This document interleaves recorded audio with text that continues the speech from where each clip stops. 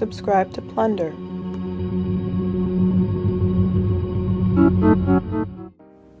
One of the most pervasive Google searches surrounding the Watts case is, "Why did Chris Watts do it?" It's a search term that's up 250% in the past day alone. And today is Tuesday, March 9th, 2021, nearly 3 years after the tragedy. What was Chris Watts' motive? That query is up 200%. Strangely, Chris Watts' new confession is also up 200%, coupled with terms like, is Chris Watts still alive? Is Chris Watts still in jail?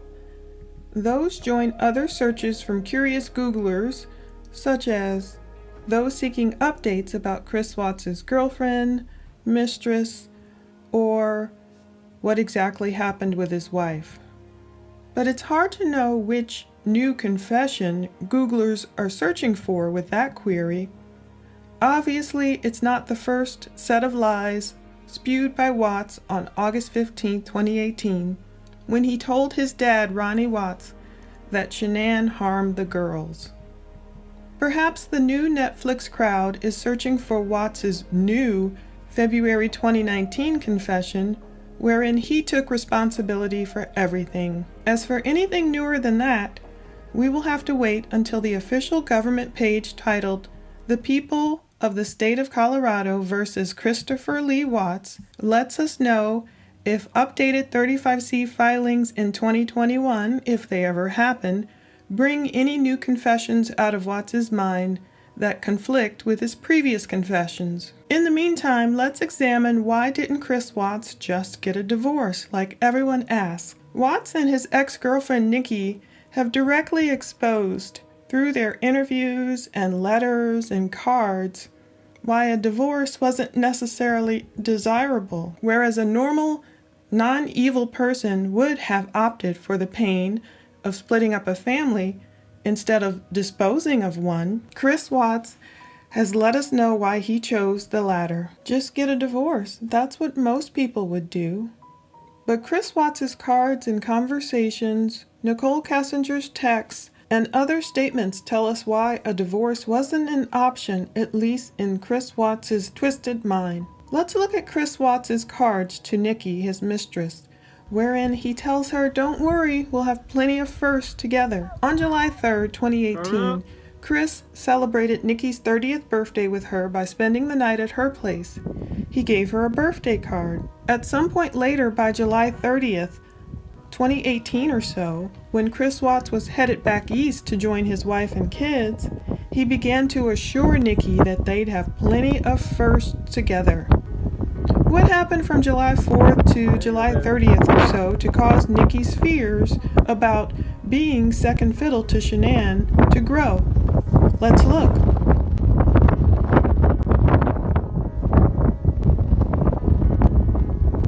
You're so damn sexy. This card, dated July 3rd, 2018, Nikki's birthday, reads, "Your energy is so insane. You heat me up, you make me melt, and then you cool me down like rain." Those are song lyrics. The card's words that sum up Nikki, as Chris wrote, read as follows: "A year of stuff you love to do, and brand new dreams to make come true. One that brings you smiles and laughter, and fills your heart with love long after. A million moments day by day that simply take your breath away." Creepy. Have a birthday as wonderful as you are. Chris said to Nikki, "This sums you up. Big things will happen this year. Dreams will come true. That smile, that stare, that laugh, that giggle gets me every time." Hi. It's me. I miss your face. I was just calling to say hi. Call me back. Bye. Hi. It's me. You guys just call me back when you have a chance. Bye. You are truly an amazing, inspirational, and electric woman that takes my breath away every time I see you. You are wonderful. Don't ever stop being you. Happy birthday, Chris. One card reads, a kiss, a touch, a smile, a squeeze, a look, a laugh, a tickle, a tease, a nod, a grin, a cuddle, a hug, a sigh, a hum, a nuzzle, a tug, a word, a wish, a whisper, a toast. Love in the little things matter the most. Thanks for every one of them, Chris wrote to Nikki. This is 27 short days later, and the card shows his growing intensity towards his mistress. More song lyrics. When I'm around you, I can feel peace in the atmosphere. I can't resist the feel. You put me on another level. You keep my engine roaring when you're pushing on the pedal. You bring me right back down to earth. Love, Chris. But it's the next card he gives her, which is undated, that speaks of him assuring her that they will have plenty of firsts together. Wow, where do I even start? The first day I saw you, you took my breath away. He says that often to her. The first day I had the guts to talk to you, I got lost in those stunning green eyes. The first day we hung out in the park, we kissed. I knew I had met the most amazing, unique, and electric woman ever. We have a lot of firsts, capitalized, together, Nikki. And I want to keep having them with you, all night, till the sun comes back. I want to love you like that.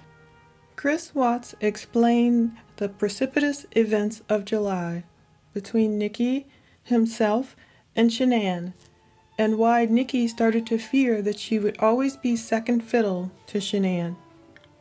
According to the Discovery, when they asked Chris Watts during his so-called new confession in February 2019 about whether or not Nichol Kessinger was directly involved or not in his crimes, he spoke of talking Nikki down from a ledge. Chris Watts' very odd answer to a very direct and important question made people scratch their heads. She had her moments where I had to talk her off a ledge kind of deal. There were also videos of Kessinger recording herself because she was bipolar, allegedly, that Chris Watts' dad or his attorney told him about. We haven't seen these videos yet, I believe, where she was talking about herself being bipolar. But Chris Watts did say Nikki would get worked up about nothing, and he admitted that Kessinger came to his house one time on July 4th. Nikki has also admitted this to police. You can listen to her interview below. The varying events of July 4th, 2018 differ based on who is reporting what happened that day. Nikki claims that she just went over Shanann and Chris's house to help him work out his meal plan, to show him MyFitnessPal app, and just to eat grilled chicken and carrots. However, we get a deeper and I feel truer vantage point of what really happened on July 4th as well as July 14th when we look at Chris's own interview and when we read an excerpt from author Cherokee Cadle's book. First up, let's look at what Chris Watts told police. He said that he woke up the morning of July 4th, 2018, now that was the day after Nikki's birthday. He woke up at Nikki's house because he didn't have to work that day. Of course, Independence Day, he had it off. But when he woke up, he had 10 missed calls from Shanann. He went outside and called Shanann back, and he told police Shanann was pissed. Shanann yelled at him and asked him where he was at.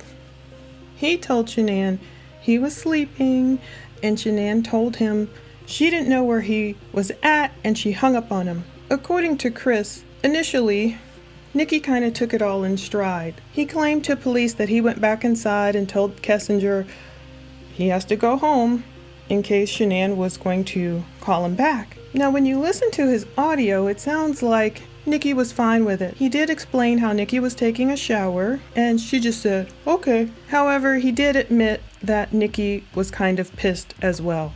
And he went into more detail with Cherokee Cadle about the activities of July. Kessinger asked Chris was he going to come back to her place apparently, and Chris Watts told her no. Now, He says the police say Nikki was pissed that Chris left. At least it wasn't on her birthday, but what do you want? She's the mistress. That's when Chris told police that Kessinger said she felt like she was always going to be second fiddle. The themes of who's first and who's second appear quite a bit throughout this case. And I believe that Nikki presenting herself as second fiddle, number 2, to Shanann's first, represented a problem for Chris Watts' Rain Man-like mind, wherein he made the devious error that if his wife and family were in the number 1 spots, obviously he had to eliminate who was in the number 1 spot in order to move Nikki up to the first pole position, as if his wife and family had never existed. Nikki went on to tell Chris Watts that she had already researched online if mistresses could turn into a real relationship. I remember he said he admonished her and asked her, "Why are you Googling stuff like that?" But she was expressing her concerns about whether Watts was serious about permanently being in her life. Around the first week of August, Chris Watts told Kessinger he had talked to Shanann about separating, so Kessinger started looking for apartments for him. She also started Googling wedding dresses, as we know, for hours upon end. Chris Watts did admit to police that he did lie to Nikki Kessinger. However, law enforcement said, according to Chris, Kessinger never asked him to get rid of his family, and his relationship with Kessinger contributed to the murders, but she never asked him to do anything, at least not directly, even if he misinterpreted her problem with being second fiddle. I don't know how long Chris Watts thought he could keep up this sinister gig anyway. When Shanann called him 10 times and Shanann finally got a hold of him, it was very early in the morning. Shanann had said the girls wanted to FaceTime with him, even though it was approximately 7 a.m.-ish back east and 5 a.m. in Colorado. We know Shanann likely had her concerns about exactly who was spending time with Chris Watts. We know that Shanann loved FaceTiming people, and it would have been very simple for Watts, if he were at home, to just pick up the phone and FaceTime with his family and prove that he was in bed at their home. But that did not happen. Let's take a look at an excerpt from Sherilyn Cadle's book showing us what Chris Watts told her about the events of July. Find the link to her book below to read the entire thing. Christopher says really bad things went on in Nikki's house, things he's very ashamed of. Some of the things Christopher says he will take to the grave with him. Shanann was beautiful, lived in a beautiful home, had 2 beautiful children, had it all, or at least it appeared. She had all of the things that would make a mistress jealous. It seemed Nikki stalked Shanann, at least on the internet, if not in person. Even though Shanann dealt with health issues, she seemed like a person who accomplished a lot. Nikki, watching from the outside, was very unfair to Shanann. Nikki knew her competition, but Shanann never knew hers. Nikki went to the police early on to let them know she had been seeing Christopher. As far as it appears, her accounts of the relationship were not truthful. She went to tell them early on to make herself look not guilty. Her feelings were more than she would tell the FBI. Some things she told them were blatantly not true, but Christopher was drawn to Nikki and enjoyed being with her. She cared how he felt about things. She cared about what he thought and would ask his opinion. He was not used to this. Since this was what Christopher needed most, it wasn't the sex, for the most part, that pulled him in. He was much more in love with the way she treated him and made him feel like a man again. She validated his masculinity and gave him the feeling she adored and looked up to him and valued what he had to say. Respect is what he felt from her. He did not want to let that go. At all costs, he determined to hang on to someone that caused him to feel like he never felt before. Possibly she knew how to play him and played him like a piano, but he felt like he had a voice with her, which he did not have with Shanann. He had been afraid to be himself around Shanann. He never offered his opinion and was rarely asked how he felt about anything. He commented he could not hang something on the wall in their house by his own decision without Shanann getting mad about it. Probably Shanann had always been, but then Nicky came into the picture. He says the control and being so bossy seems to have led him where he could not even talk to her about things that were vital to their marriage. Being deeply loved by someone gives you strength, while loving someone deeply gives you courage. Christopher's deep love he thought he had for Nicky may have given him the courage he needed to get rid of his family or to live the life he felt he deserved. Christopher said he had never even considered having an affair or that there was anything wrong with his marriage until he met Nicky. He wasn't looking for an affair, but Nicky was too much for him to resist.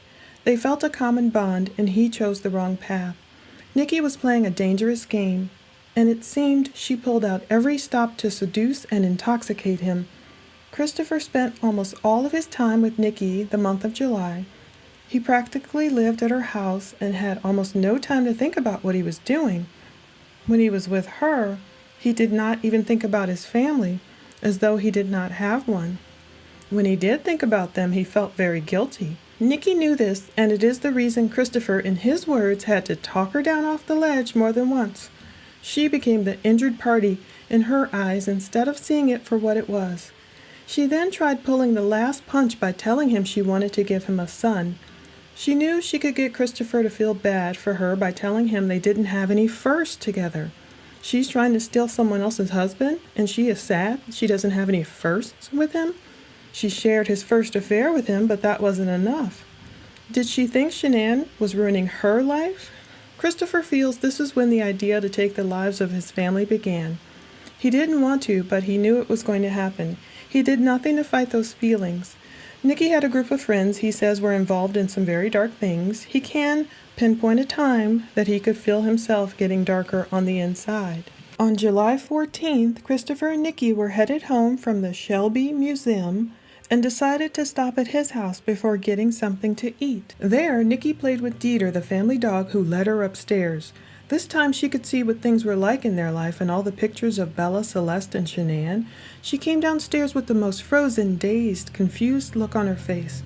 She realized for the first time the life he was living and the family that would be broken to pieces because of their affair. He saw the look of despair, and he put his arms around her, leading her to the couch. As they lay on the couch, she said to him, "You have all this, more than most people, and we are doing this? Why are we doing this? Are you willing to give all this up?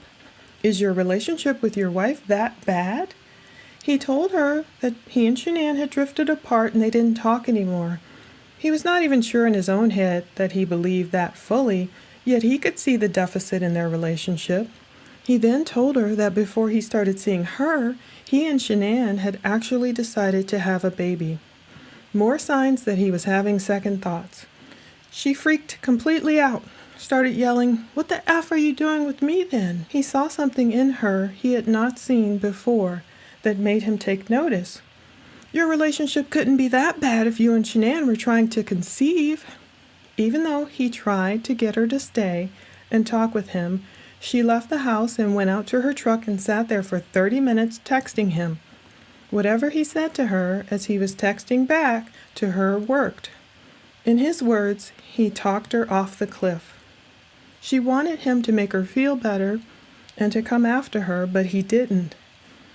As he thought about it, he realized this is one of the things that turned him on about her. She allowed him to calm her down by telling her he did not want another baby with Shanann. He withheld the information that Shanann was already pregnant. He told her the plans to have another baby were before he had met Nicky. It had been a way to possibly save their marriage, but wasn't working. I really don't think Shanann was looking at it that way. She was thinking they decided together to have a third baby, and they were blessed it was going to be a boy. Nicky came back into the house. She told him he was the only man she ever met that tried to fix problems, smooth it over, and talk things through. He thought, ironically, he never tried to do that with Shanann. He knew she probably wouldn't listen to him, yet he realized he didn't give her a chance. They had never really talked about things. He had always just let her make the decisions. Nikki asked him then to come over to her house like nothing had ever happened. They went back to her house and made love. She tried for it to be hot, passionate love and did some of the things that would normally turn him on, but this time their lovemaking felt different. He felt the guilt rush back to him, and he really didn't want to be there. When they made love, Nikki even felt it was different. They normally would have had sex 3 to 4 times a day. After that happened, she said their sex was down to only 1 to 2 times a day. When they were finished making love, she told him, "I got mad because I thought I could give you your first son. When you told me you and your wife were trying to have a baby, that made me really mad and it scared me." That made him much more confident in his relationship with her. After all of that, Christopher and Nikki went to the Bandamere races on July 21st and camping in the mountains on July 28th and 29th. It wasn't just law enforcement or Chris Watts or even his testimony to Shanann Cadle, which featured Nikki's fears of being second in his life, second fiddle to Shanann, and obsessed with firsts, obsessed with giving him his first son. It wasn't just those other people that she told her fears to. She also expressed her fears in her text messages to her friend Charlotte. She said, "Been kind of hanging out with a guy recently, keeping it a secret. Dude loves to eat that. Never met a man who does till now. I just let it happen, LOL. Where'd you meet this man?" "I don't know, man. Sean never ate me out my one time." Charlotte says, "I don't think it's you, man. Some guys are lame with that stuff." Nikki said, "I feel like every dude I meet has kids these days, and if they don't, they have commitment issues or some BS like Sean." "What's the dude's name?" "Kids are cute, Minge," means man. "It's a package deal, though." "That's awesome, Minge." Nikki said the fact that he takes care of his kids is a good thing, I think. He's all about his kids. "That's cool. How old are they?" "How old is he?" 33, I think. "I just feel like I will always be second place. Like he's been there, done that. It's early though, we will see." Now there were other text messages in here. Thanks to True Crime Rocket Science, we'll get to see. Nikki also said, "And he works out, so he's super sexy. Don't tell nobody, I haven't made up my mind on him yet. Like he seems too good to be true. Haha, yeah, it's the best sex I ever had, I'm hooked. I think he really likes me." Now, in one of those texts, Charlotte explained to Nikki, "Look, do you want to go back to high school then?" In essence, she was saying, you'd have to go back to high school to find a guy at our age who doesn't have a wife and kids, most likely. But Charlotte said, "You want to go back to high school then? Second is not bad. It's better, Minge. It's after the first F-up a person learns what they really want in a human being." And somewhere in there, this is the part I'm thanking True Crime Rocket Science for uncovering again, or keeping. Nikki did say of Chris Watts, "He's half Cherokee, so he's all brown too, LOL. He's kind of short, but he's jacked." All the other text messages I was able to find in my copy of the Discovery, but some seemingly seemed to disappear. It may have been because they had such a hard time recovering Nichol Kessinger's text messages after she deleted them. But she did have to answer to law enforcement for these words. Nikki had to explain that even though someone was engaged or married before, as her friend Charlotte explained to her, it doesn't mean that that man is going to love you any less. It sounds like Charlotte had some good words of wisdom, but Nikki obviously was obsessed with firsts and not being second and not playing second fiddle. Nichol admitted her parents split up when Nichol and her sister were Bella and Cece's age. The psychology of that is not lost on me. Although Kessinger called her dad the person she trusts most in the world during the interview, it seems she couldn't relate to his divorce and remarriage to her stepmom, since Nikki couldn't easily cast herself in the role of the new wife in Watts' life. Although Nikki was Googling wedding dresses for 2 hours, it seems Chris Watts didn't want to make her wife number 2 for some reason by just divorcing Shanann and marrying Nikki. The Rain Man mathematical genius had to erase his life and start back at number one. I find it ironic, too, that Nikki slips up in some of her interviews, and she says things like, well, I told Chris Watts, what do you think about not separating from your wife? She often confuses wife for life. But Nikki apparently wasn't ready to embrace the role of stepmom and second wife, nor would Shanann likely have easily let her.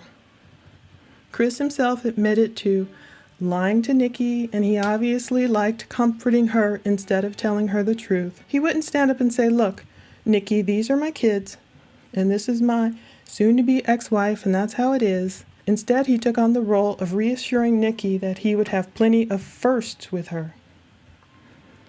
D.A. Rourke even said Nikki was the catalyst. He wanted a fresh start with his mistress, a do-over in Chris's mind, a literal wiping the slate clean. And he even admitted to Shanann Cato it was a chance to exercise his anger. He was so mad at Shanann that he let her fall where she lay, in a humiliating position out at Survey 319. In Chris Watts' mind, making Nikki number one meant removing his old life, including his wife and 3 kids. Also in his mind, divorce wasn't an option, and we can tell from their interviews that money was at the forefront. They spoke of 50-50 being a Colorado state, but with child support, money control issues, etc., even Shanann seemingly entertained the divorce option when she spoke with a lawyer about divorce in March or April of 2018, just by happenstance, when they sat at the same type of hibachi table at a restaurant. You can find his interview online as well. Meanwhile, Chris Watts spoke of pawning Shanann's ring, getting it appraised, calling it a nice rock. It proves money was on his mind, along with the complaints to his mistress regarding his paycheck just going away like that with his wife spending it. And of course, Chris was worried about his image control. Chris hates for people to think poorly of him. He wanted to spend his life with his new number one lady, but didn't want to suffer the slings and arrows of Shanann blasting him as a cheating husband and deadbeat Thrive dad during her single mom days. He preempted that. Watts brought up concerns about making a scene, or not wanting to make a scene, coming home on Monday, August 13th, with the doors locked. We can tell by all the events of July that Nikki really had a problem with Chris Watts already being married with children, even though that's the state he was in when she met him. She may not have intended it to happen this way, but her complaints about not playing second fiddle, not having any first, going out and dating guys on eHarmony, even though she didn't really go on any dates according to her, all seemed to help to contribute to the craziness that was already brewing in Chris Watts' mind. Whereas a normal, cheating, philandering man may have tried to keep the affair going on the down low as long as possible, or split up with his wife and take the hit on child support or alimony, something in Watts' mind or spirit or soul convinced him to make the horrible choice of moving Shanann and his children out of the number one spot and attempting to place Nikki therein. And after he made the worst choice of his life, according to the Colorado Bureau of Investigation, he researched the lyrics to the Metallica song Battery, but he explained to law enforcement that Nikki just liked that song, and she asked him what it meant. Chris Watts explained to his mistress that the meaning behind the lyrics were something about a family coinciding as a battery. He went on to explain that he didn't look up those lyrics to that song when he was driving to or from the oil site, and he tried to explain it away by saying Nikki was into different types of music, and Battery was just one of those songs that she asked him about because he knew music so well and he loved Metallica. It seems like strange timing and a strange coincidence. So as for those Googling why Chris did what he did, there may never be an answer beyond pure evil. But if we try and look at it logically, we can see that the first incident where Nichol Kessinger realized Chris Watts was putting his wife first was that day he left her house on Independence Day. Chris told Kessinger she didn't have to take a step back from him just because he left the house, but apparently he used it as a chance to start down a sinister path and enact horrible crimes against his own flesh and blood. Jesus explained in Matthew 13:18 through 23, "Consider then the parable of the sower. When anyone hears the message of the kingdom but does not understand it, the evil one comes and snatches away what was sown in his heart.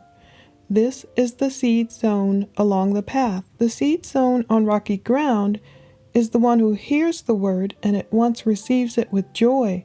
But since he has no root, he remains only for a season. When trouble or persecution comes because of the word, he quickly falls away. The seed sown among thorns is the one who hears the word, but the worries of this life and the deceitfulness of wealth choke the word, and it becomes unfruitful. But the seed sown on good soil is the one who hears the word and understands it. He indeed bears fruit and produces a crop, 100-fold, 60-fold, or 30-fold. May we all be like the parable's last example of the person who has the seed of the word sown on good soil, and may we all produce a crop of fruitfulness. Thanks for watching.